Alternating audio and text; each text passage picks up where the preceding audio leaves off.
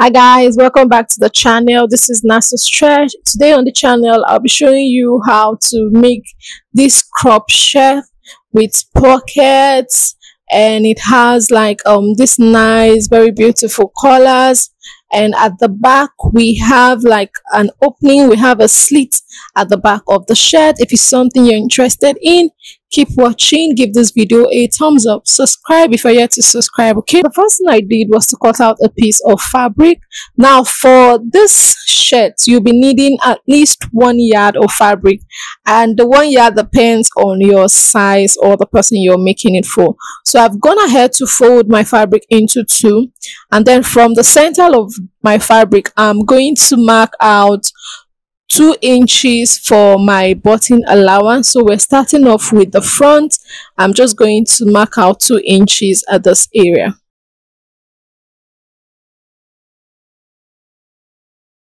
Then after that, I will just go in with my rule to connect those points together.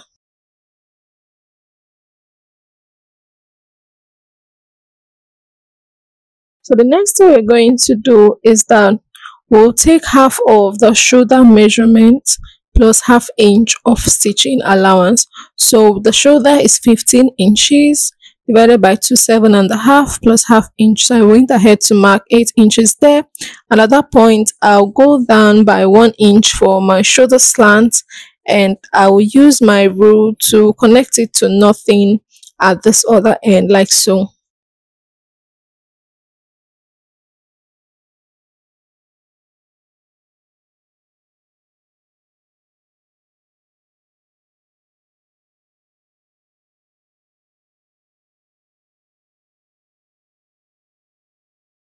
Okay, so after doing that, at that point I'll go down and mark my armhole depth, which is around bust divided by 6 plus 1.5 inches, and I'm going to also mark what I have at the top, which is 8 inches at that point also, and I'll connect this together in a vertical line, and I'll also connect with a horizontal line.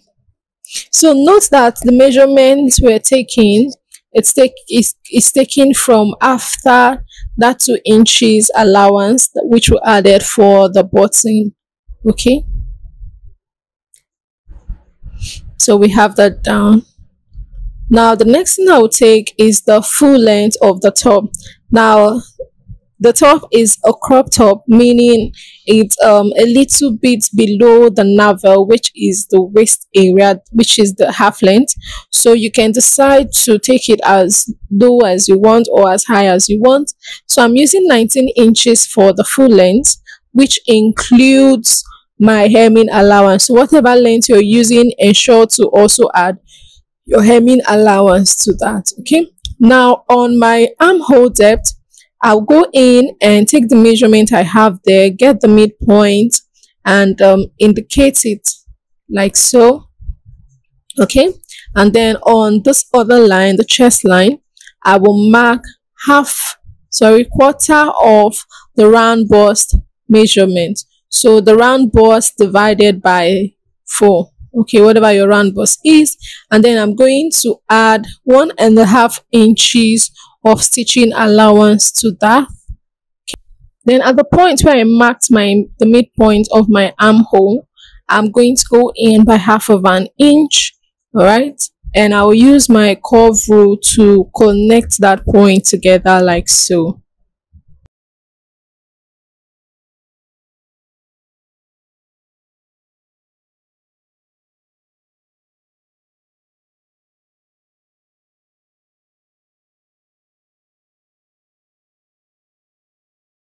Okay, so the next thing I'm going to do is to take the same measurement I have on my chest line, which is 7 as the bust area. Now I'm going to take that measurement there I have, and then I'll replicate it on the full length. So remember, the measurements are taken after our button allowance. It's important for you to note that. So this is a box crop shirt, so we're not going to be having any form of shape. It's just going to be there. So I just connected what I have together like so, and I'll go in with my scissors to cut this out.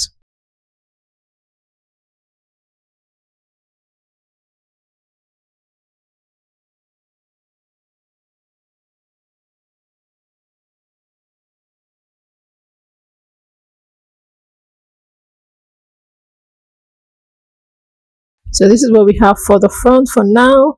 I will just make notches to indicate my button allowance, and I will open this up. All right, so this is our front piece for now. Okay, so we're keeping this aside. Now for the back, I've gone ahead to cut out a piece. I have two pieces of this. It's not folded, that's because the back is going to have a slit. Now I'm marking 1 inches for at the back, which will serve as my slit allowance. Okay, now before connecting that, I will bring in my front piece. I'll bring in my front piece and I'll place it on top of this like so. What I want to do is to also slant the shoulder of my back piece. So I want the shoulders to be matching. I'll just go in with my scissors and then slant the shoulder off the back piece also, like what I have in front. Okay, so I've done that. Now I'll just adjust this a bit and complete the mark I have for my slit at the back. Remember, we're using 1 inches for the slit, and then I will connect it together with my row.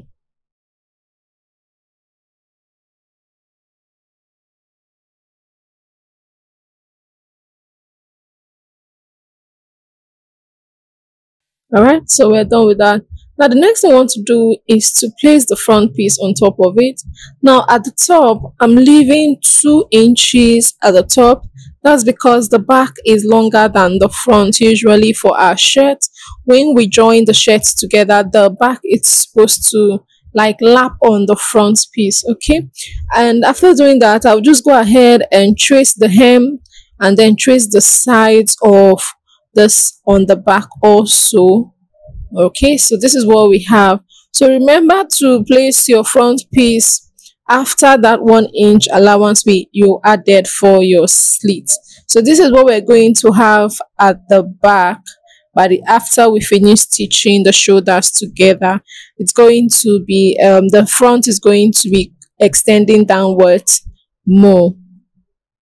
So what we want to work on next is the neck depth, the neckline. So for the front, I'm using a neck depth of 2.5 inches for my front, and then a neck width of 2.5 inches. So if you want your neck to be a bit more open, you can use 2.75 or 3 inches for the depth, and then the width 2.5 inches. Okay, so the neckline, it's not too wide in front. And I'll just go on with my curve rule to just curve out the mark I made. So I'm using my curve so that I can get this curve perfectly. For shirts, your neckline is very important. Emphasis on very important. It's very important. If your neckline doesn't come out nice, the entire thing, it's a waste of effort. Okay, so your neckline, your neck needs to be looking very nice. Now for the back, you can just fold this up and then take a curve coming from the neck width of the back. Okay, like just measure that so that the neck widths are matching perfectly. Okay, so that's what I just did. I just marked that neck width at the back. But to confirm this, I'm going to take this measurement also. Now note that for the back neck width, you're taking the neck width from after your slit allowance line. Remember, we'll be stitching down that part, so you need to take it from after that slit allowance line. Okay, so I took it from after the line. I took 2.5 inches for my neck width at that point, and then I ensured with the front that it was matching perfectly. And then for the neck depth of the back, I'm using 1 inches. I just made a mark there, and I'm just using my free hand to create a curve at that part. So remember that the back neckline doesn't have to be deep at all. Okay, it just needs to be looking nice but not deep. All right, so you can see how this appears. You can see how it looks. It's not looking deep at all. This is what we have for the cutting of this shirt. So we want to start stitching our piece together. Okay, So I noticed that the notch I made at the top went off, so I'm going to make that notch again. So the first thing we're going to do to the front is to go ahead and fold up our button allowance. I'll fold half of an inch firstly, and then I'll fold the remaining to end up at the point where I made my notch. I'll do this for the two parts of my front piece. Okay, now for the back is going to have a slit. Now the slit of the shirt depends on how you want it. Now I've seen some where the slit is just like 1 inch below the neckline, 2 inches below the neckline, or some of them where the shirts are longer, the slit is below like the bra length. Depends on how you want it to be. Okay, so for me, I'm going to take the measurement from the top of this, and then I will mark 7 inches. That is where I want my slit to start from. So if you've seen those ones online where the slit is at the neck area, it's as if it's open from the neck, they just stitch down 1 inch at that point. Like from the neck you come down by 1 inch, close it up, and then the other ends will be open. That's how that appears. So if you want yours to be like that, you just know what to do. So I'll just go ahead and then follow it up and stitch it following the 1 inch line to that 7 inches point which I marked. So this is what it looks like after I finished. You can see how nice this look. So like I said, you can simply do this as you want it to be. So I'll go on later to iron this. I'll open up my seam and then give this a really good press. Okay, now after doing that, I'll just fold up the ends like so, folding in the rough edges, and then I'll press it down. But I'll be using my hemming gum for this. So this is the hemming gum. I'm going to place this inside of it and give it a really good press. That's because I do not want stitching lines on top of this. But if you want to stitch this, go ahead and use a matching thread with your fabric. Use a thread that matches your fabric. So this is what it looks like after I finished. You can see how nice and neat this looks. So you can use a hemming gum or use a thread that matches perfectly with your fabric. All right, now for the front, I've gone ahead to fold up the button allowance like I said. So this is one piece of my front and this is the other piece of my front. So what I'll do is to open this up. Okay, I'll go ahead and place my piece right side to right side, placing the back of the fabric to the front, and I'll align the shoulder areas and go ahead and stitch it down by half of an inch on both ends. So this is what it looks like after I finished. I've stitched down the shoulders. You can see the joining there. So the next thing we want to work on is the collar of our shirt. I'll go ahead and take this measurement. Now I'll take the measurement from the center back to the side, and then from the sides to the front. So from the center back of my shirt to the side, I have 3 inches, and then from the sides to the front I have 4.5 inches. So you need to be sure of what you're marking for your collar. It is very important. So you can see how nice the neckline looks at the end of the day. That's because I was precise about the measurement I used for this. So I'll keep this aside and then we'll work on our collar. So I have this paper. I'll be drafting the collar on top of it. This paper isn't folded into two, but remember we're going to cut on fold. That's because we have like a folded end. We folded up the shirt, the neckline of the shirt while doing that. So I just went ahead to mark a line to indicate my starting line, and I'm going to make a mark here to indicate that it should be cut on fold. Now the first measurement I'll go ahead and place is that of the center back to the side, which is 3 inches, and then from that end I will measure what I had in front, which is 4.5 inches. Okay, now from this point I will go up by half of an inch and I will make a mark there like so, and I'll connect it to meet that of the side line. So just watch how I'm doing this. Okay, I'm going to do that. Now the next thing I'll do is to ensure I don't have like any then the next thing I'll do is to go up from that line by 1 inch, which will be the width of my collar. So I'll go ahead and mark 1 inch upwards this way, which is the width of my collar. I will just mark 1 inch going this way to the end. Now I've noticed that when I cut my collar stand the other way without this curve here, without going up by half of an inch like I did earlier, it doesn't come out looking so nice. I have like this annoying struggle of fixing my collar, and then it has like lots of ruffles on it. So I tried this pattern once on one of the shirts I made, and it came out like it was easy. I didn't really take note of it until recently. I made a shirt and I also had that struggle, and I remembered making one shirt at a time and using this pattern.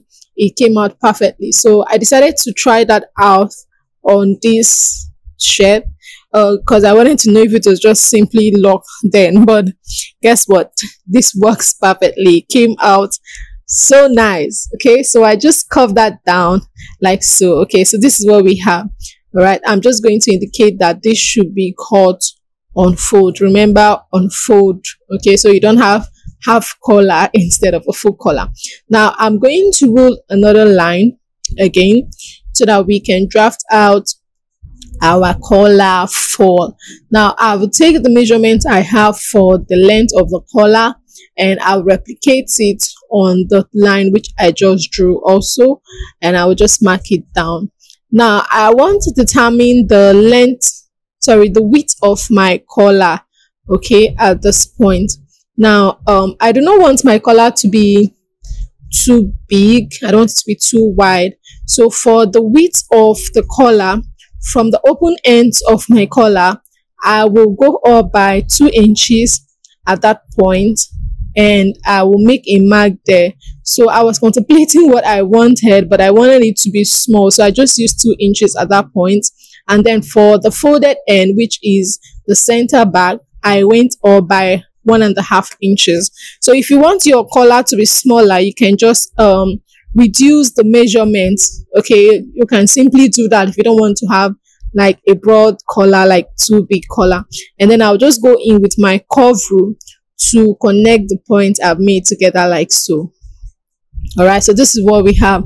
Now you note that the collar fall is shorter than the collar stand by 1 inch. That's the collar stand is longer than 1 inch. So I'll go in from that point by 1 inch. I'll make a mark there like so, and then I will take my rule and just connect the top of my collar fall to that 1 inch point. So this is what we have like so. This is the easiest way to draft a collar, and I'm going in with my scissors to just take out the parts I will not be needing for this. So I was a bit skeptical. I was just trying out some things and it came out really nice. Okay, so I urge you to try out this pattern of cutting a collar. You will absolutely fall in love with it. Okay, so this end of our collar, it's going to have a curve. That's the collar stand. So I just went in with my free hand to just curve that end like so. So I just wanted it to have a curve. It's meant to have a curve. It's necessary for it to have a curve. It's not meant to be all sharp. It's not meant to have all sharp edges. Okay, so I've gone ahead to cut it out on my fabric, and then I've ironed my interfacing to it. Now my interfacing is exactly what I had from my pattern drafting. That's the cutting of the collar, the drafting of the collar, and then I added half of an inch all around. So I have 2 pieces of this. One is serving as the lining and one as the main piece. Now starting with my collar stand, I will go ahead and stitch this all around by half of an inch, turn it over, and then iron it down. So this is what it looks like after I finished. So you can see I've done this, giving it a very good press to make it relax. Now I'm going to fold this into 2 and make a notch at my midpoint. Okay, and then I will bring in the other piece, which is my collar stand, remember, and then I'll fold it get the midpoint. Now the part where you're folding for your collar stand is the part that has the curve. That is where it's meant to be at the top. So that's the part you should make your notch, right? That's the part I'm notching right now, the parts with the curve. Okay, collars are another thing that makes shirts fine or just there. So starting off with the one without the interfacing, I just place that facing up, and then I'm placing my collar fold on top of it, aligning the points where I made my notch together, and then I'm going to place the other piece with the interfacing on top of it, ensuring that the notches are matching. So remember that the place you're notching is where you have the curve. It is where you have the curve, because that part is meant to sit at the top of your collar. Okay, it's meant to sit at the top, not below. So I'm just pinning this down to keep it in place, because I do not want to experience any form of disturbance while I'm stitching this. So I'm just going with my pins to pin them together, ensuring that they are placed appropriately. Okay, ensuring that they are well placed. All right, and after pinning this down, I will just go ahead and just stitch it down. Okay, so I'll stitch it down following the curve, and stitch it down from this part to the other end. Okay, leaving the up open. So this is what it looks like after I finished, turned it, and then I ironed it down. Looking nice, right? So I'll fold this up and then make a notch again to get the midpoint of my collar, and I'll bring back a shirt piece this way. So remember, we already have like a joining at the back of the shirt, but if yours doesn't have a slit, it doesn't have a joining, go ahead and indicate the midpoint of your shirt also, and then align your collar to it. So you're going to place the parts with the interfacing on the collar path. Okay, like on the shirt, that's going to be where we'll be behind. All right, so I hope you understand what I'm trying to explain.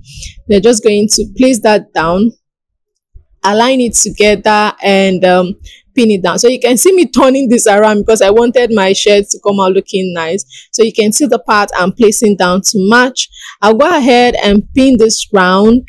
Firstly, is important. Okay, so I'll go ahead and then pin it down.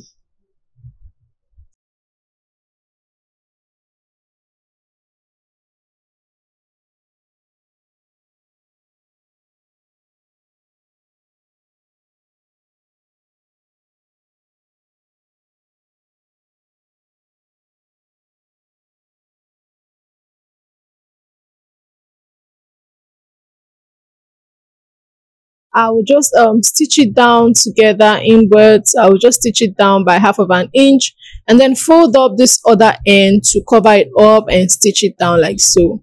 So this is what we're going to have. So I'll go ahead and do that. So this is what it looks like after I finish. So you can see how this looks. This color is beautiful. I'm in love with it. So this is what it looks like after I finish doing that. So the next one to work on is the sleeve. I went ahead to cut out my sleeve. So it's a basic sleeve. You can use any sleeve of your choice. Okay. I'll just make a notch to indicate the midpoint of my sleeve, and then I'll match this to the joining of the shoulder and go ahead and stitch it down. So I've done that. So this is what it looks like. I've stitched it down, I've closed down the sides, and I also went ahead to hem the base of the shirt. So we're almost through with this. Now this shirt has a pocket, just one, but you can decide to add pockets on both sides of your shirt. So I went ahead to cut out this piece for my pocket. It measured 6 inches by width and 6 inches in length. So it was 6 inches width, 6 inches in length, and I just folded up 1/2 of an inch inwards. I just ironed 1/2 of an inch inwards all round of this. So I'm going to indicate where I want to place this pocket. Now I'm placing this on the left side, Then I will take the measurement from my shoulder area, like where I have the joining, and I will just come down by 7 inches. That is where I want to place this, and I will indicate that point. Like I said, if you want to fix pockets on both ends, like on both sides, the right and the left, you can absolutely do that, whatever works for you. Now, from the center of this part of the shirt, i'll I'll just take the measurement. So I want to place my pocket firstly to see this is not so big, so I wanted where it will look absolutely nice. So after doing that, okay, I just marked 3 inches from that point. So from the center part of this part of my pocket, I just went in by 3 inches, like so. So I'm going to place my pocket on top of it, like so, following that line, the marks which I made. I will pin it down so that it stays there. Okay, pin it down firstly, and then I'll go over to the machine and stitch it down, leaving the top open where I can pass my hands through. Okay, so this is what it looks like. So this is the opening of the pocket. You can see how nice this looks. Let me know in the comment section what you think about this, and if you found this video helpful. If you're yet to subscribe to the channel, please subscribe. Give this video a thumbs up. I beg of you to please subscribe. All right, so the last thing for this is to fix our buttons. So the buttonholes are going to sit on the right and then the buttons on the left. No, make no mistake about that. Thank you for watching, and I'll see you in the next one. Bye.